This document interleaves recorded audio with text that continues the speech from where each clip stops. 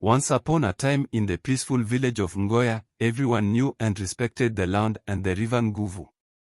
Elders always taught the children to speak to the trees, listen to the animals, and respect the water. Among the villagers was Amani, a girl with a heart as wide as the river.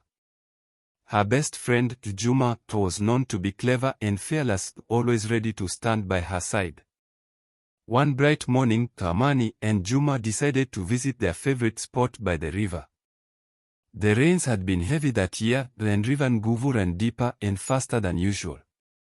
The two friends climbed the wide branches of an old tree that leaned over the river, watching the water swirl below. Amani, look. Juma pointed at the river. Does it look different to you? Amani squinted, noticing how the river seemed unusually restless, its waters dark and swirling. She reached her hand down to feel the spray. It's colder than usual, she said, worried. We should tell Mama Zai and Baba Tand. With a sense of urgency, they ran back to the village, finding Mama Zai weaving baskets under the big mango tree, her face brightening at the sight of her daughter and Juma. Mama. Amani called, slightly out of breath. The river is acting strangely. Mama Zai looked up, her hands pausing in their work. Baba Tand has warned us about times when the river gets angry. Let's gather everyone and hear his wisdom. As the villagers assembled in the square, Baba Tand, with his long white beard and eyes wise as the mountains, took his place in front of them. Holding his walking stick high, he began to speak. Children of Ngoya, listen well. River Nguvu is a friend to us, bringing water to drink and food to eat. But like any friend, we must treat it with care and respect. The villagers listened closely as Baba Tand told the ancient story of Nia, the river spirit who protected River Nguvu. Nia could bring rain when crops were thirsty, and her gentle waves helped guide fishermen. But sometimes, when not respected, she grew mischievous, testing the people's wisdom and respect for nature. That night, a fierce storm rolled in, darker than any the village had seen. Lightning flashed, illuminating the hills in ghostly white, and thunder shook the ground. Amani and Juma lay awake, listening to the rain pounding on their thatched roofs, anxiety gnawing at their hearts.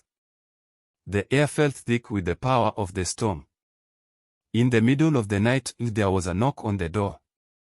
Mama Zai opened it to see Baba Tand, his face solemn and eyes shadowed with worry. The river, it's overstepped its banks, he said quietly. Amani and Juma sprang from their beds, fear tightening their throats. What should we do? Amani asked. Gather everyone and move to higher ground. Take only what you need, Baba Tand instructed. His voice was calm but firm. The villagers rushed to gather their most precious belongings, families clutched small bags filled with food, children held their favorite toys, and the elders took only their walking sticks and warm blankets. As they walked through the pouring rain toward the hills, they could see the floodwaters swallowing the land behind them.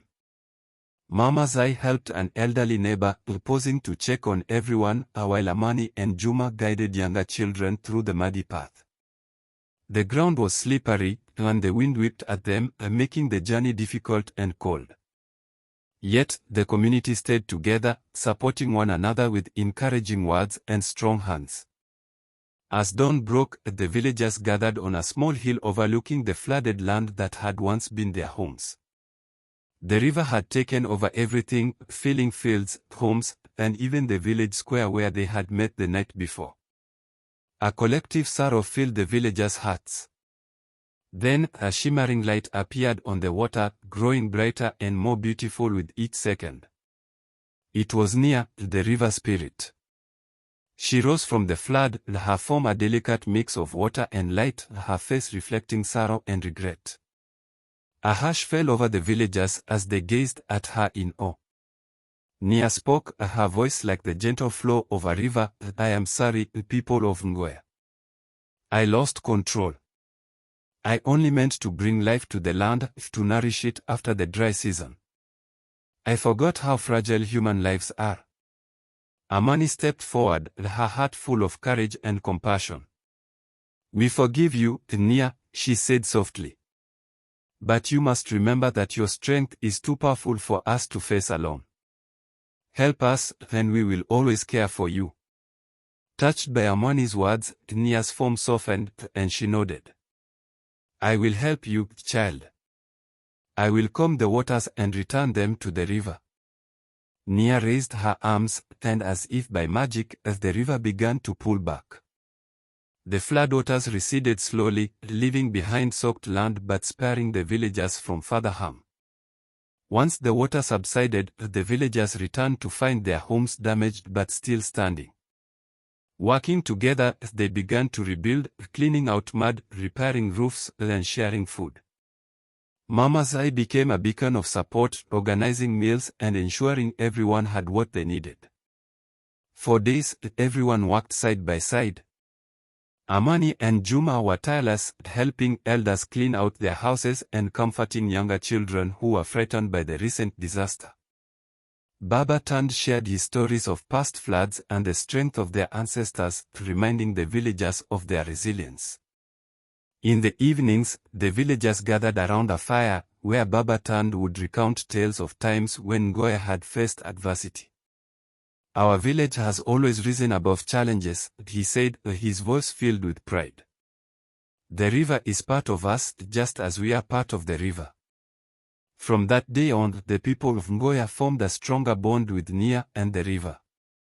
They planted trees along the river banks to protect against future floods, and they held an annual festival in honor of Nia, thanking her for her guidance and protection.